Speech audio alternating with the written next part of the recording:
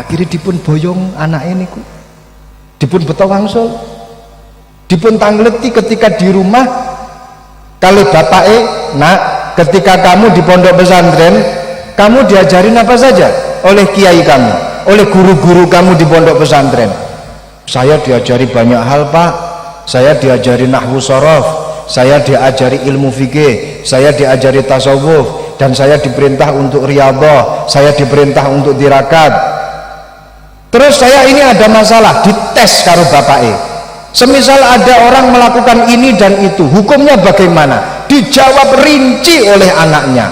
Ini hukumnya A, ini hukumnya B. Loh, kok kamu tahu? Memang saya belajar, Pak, di pondok pesantren.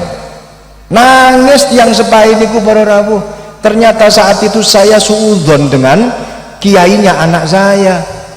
Akhirnya dibalik no anak ini ki wau tenggone pondok pesantren. Napa jawabipun Syekh Abdul Qadir Al-Jilani radhiyallahu anhu ketika orang tuanya itu mengembalikan anaknya ke pondok pesantren?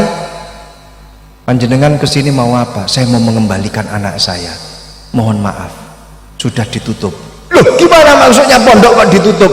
Bukan saya yang nutup, dan juga bukan pondok pesantren yang nutup. Artinya Allah telah menutup hati anak Anda karena Anda telah suudzon kepada gurunya anak Anda. Naudzubillah min dzalik. Makanya para rawuh, punten losdol anak nanggone pondok, ikhlas anak tenggone pondok. Jangan sampai kemudian punya rasa suudzon datang pondok pesantren, rasa suudzon datang guru-guru putra putri panjenengan ketika putra putri panjenengan itu berada di pondok pesantren. Kedepankan husnudzon, kedepankan husnudzon. Punta wong niku lek sering husnudzon, man ahabba ayyaqdiyallahu lahu khairan falyuhsinidzanna 'alal 'abdi. Barang siapa yang ingin mendapatkan kebaikan dari Allah, barang siapa yang ingin mendapatkan kebajikan dari Allah, maka kedepankanlah untuk selalu husnudzon dateng sinten kemawon. Niki kula matur kados ngeten niki ugi dateng para santri, di mana saat ini santri juga hadir bersama kita. Para santri kula matur dateng panjenengan sedaya, ampun sampai duwe rasa suudzon kalih guru-guru panjenengan sedaya. Paham nggih? Paham nggih? Yang merasa santri baik itu masih berada di pondok pesantren ataupun sudah ada di luar pondok pesantren, ampun sampai duwe rasa suudzon dateng kiai-kiai panjenengan, dateng guru-guru panjenengan. Karena napa? Man sahiba syaikhan minasyuyukhi summa i'tarada qalbuhu anhu faqad fasada aqdus suhbah. Barang siapa yang pernah berguru pada seorang guru, kemudian setelah itu dia punya rasa suudzon kepada gurunya, maka fasada aqdus suhbah, rusak hubungan persahabatan, rusak hubungan satu majelis antara dia dengan gurunya. Wa wajabat alaihi taubah, dan wajib atasnya untuk bertaubat. Para rawuh niki penting. Walaupun toh guru-guru awake dhewe niki sampun sumare, sampun kapundhut, jangan sampai sekali-kali punya rasa suudzon kepada guru-guru kita.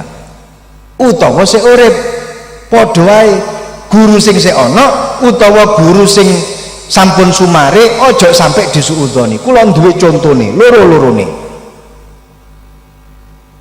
Contoh niki yang pertama, kisah bagaimana Syekh Abdul Qadir Al-Jilani radhiyallahu anhu ketika dia akan berangkat menuntut ilmu.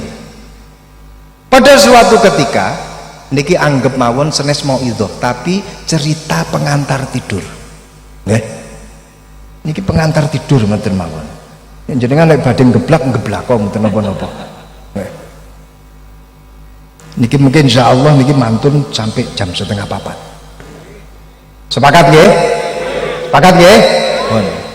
Dawe Kanjeng Nabi, man kharaja fi talabil ilmi fahuwa fi sabilillah hatta yarji'a. Barang siapa yang berangkat untuk pengajian, berarti dia sedang ada di sabilillah, di jalannya Allah, sampai dia pulang kembali. Kalau pengajian ini selesai sampai jam 4, berarti sampai subuh panjenengan fi sabilillah. Nek seumpama sampai enek sing gak iso ambekan blek teng mriki, berarti fahuwa fi sabilillah. Tapi muga-muga umur panjang kabeh. Amin ya rabbal alamin. Syekh Abdul Qadir Al-Jilani radhiyallahu anhu suatu ketika niki krungu enek wong alim, enek wong soleh pengen belajar kepada orang tersebut, dikancani dengan dua temannya. Orang tiga ini, Syekh Abdul Qadir Al-Jilani bersama dengan dua temannya sepakat, yuk cok nangkono enek wong alim, nangkono enek wong soleh, yuk awake dhewe belajar rono. Ayo berangkat. Di tengah perjalanan ketiga orang ini berunding, curhat-curhatan. Cok, paham cok nggih? Kamu mau belajar kepada orang yang alim ini tujuannya apa? Dijawab kali koncone Syekh Abdul Qadir, kalau saya sebenarnya ingin memastikan apakah dia itu alim atau tidak. Makanya saya ini pengen ketemu sama dia dulu, maka saya mau lihat dulu bagaimana kapasitas keilmuannya. Gampangane ngomong, arepe mondok tapi pengen delok kiai ini tenanan kiai apa duduk. Kiai ini kiai tenanan apa kiai siluman. Arepe berangkat mondok kakean pertanyaan. Sing nomor kalih koncone niku dipun takoni karo Kanjeng Syekh, lek awakmu arepe mondok arepe nyapa? Kalau saya sebenarnya itu ya ragu ya, karena memang nggak pernah ketemu sih sama orangnya. Saya ingin ngetes, tak tes keilmuannya. Saya sudah ada ini beberapa pertanyaan akan saya sampaikan. Kalau dia jawabannya benar, saya akan berguru kepada dia. Kalau seandainya jawabannya salah, you and me end. Selesai. Kalau kamu wahai Abdul Qadir, apa yang akan kamu lakukan ketika bertemu dengan guru itu? Ya kalau saya sih ya memang niat dari awal memang mau mencari ilmu. Saya ingin mendapatkan barokah ilmunya, saya ingin mendapatkan ridhonya, saya betul-betul mau mencari ilmu. Kok kamu polos kayak gitu sih? Memang saya niatnya mencari ilmu. Subhanallah. Ketika berada di depan pintu tiang alim menikah, dan dia adalah termasuk Al-Ghaus, katakanlah Kiai Al-Ghaus. Kiai Al-Ghaus niku turun kemudian menyambut tiga pemuda ini. Subhanallah, langsung dipun kasyaf, langsung dipun tebak.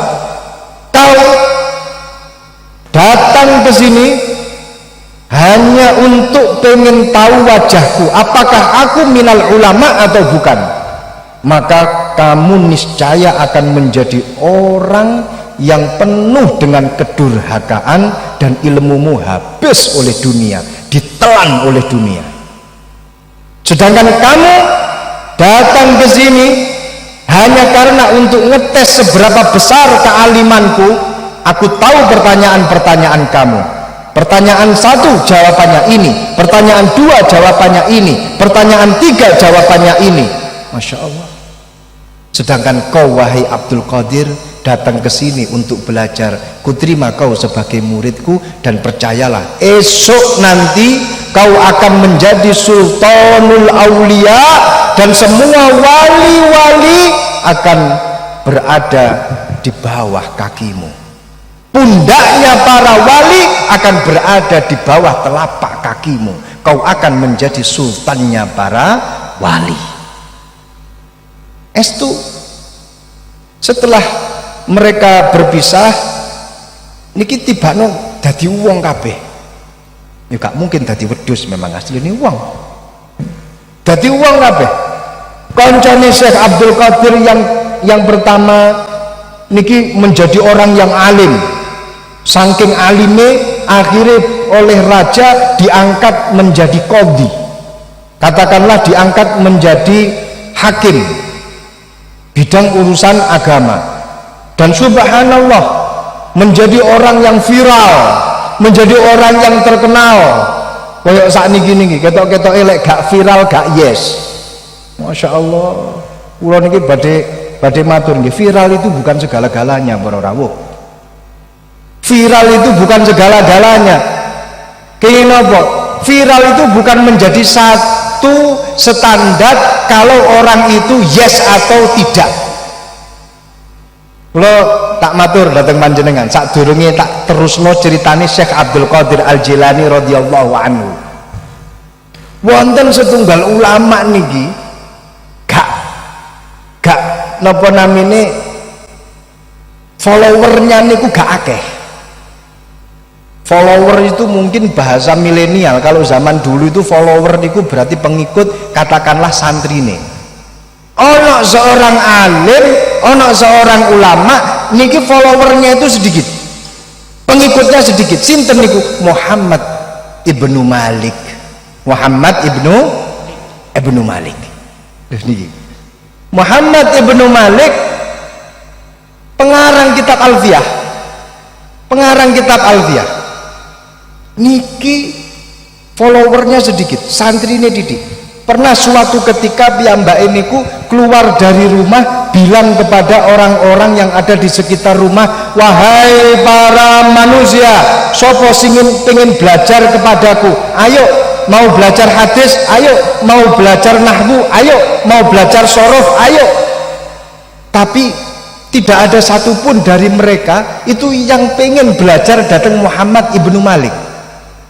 Ketika itu ditanya oleh temannya, wahai Muhammad ibnu Malik, kamu nggak payu, artinya kamu nggak viral, kamu nggak sedih. Dijawab oleh Ibnu Malik, ngapain saya sedih, saya malah justru bahagia. Kan saya sudah mengatakan siapa yang ingin belajar, saya punya ilmu. Kewajiban orang punya ilmu adalah tablighul ilmi, menyampaikan ilmu.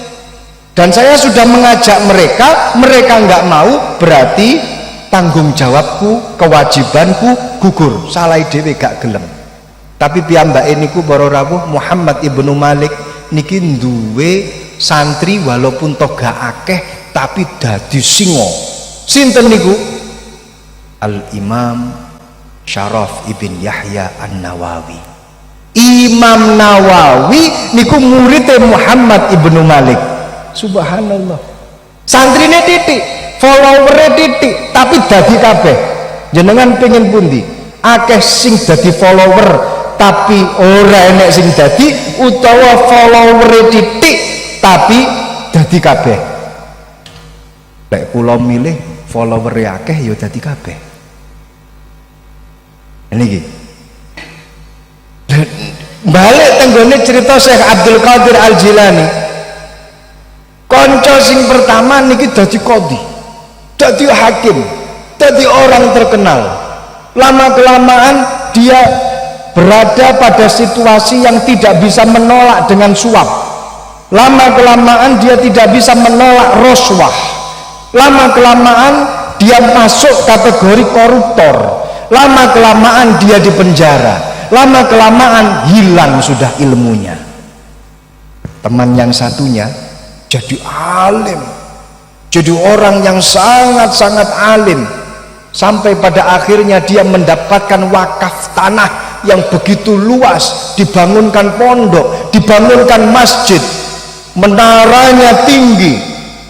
Suatu ketika dia akan azan, naik ke atas menara. Ketika dia mau azan, lah kok lihat di bawah itu ada perempuan cantik. Azannya akhirnya suaranya gak merdu. Setelah azan dia lupa jamaah. Akhirnya dia nyamperi perempuan itu. Setelah disamperin perempuan itu, ada personal approach, terus kemudian kenalan, tuker-tukeran nomor HP, gitu. walaupun toh pada waktu itu gak ono, yang penting alamatnya di mana.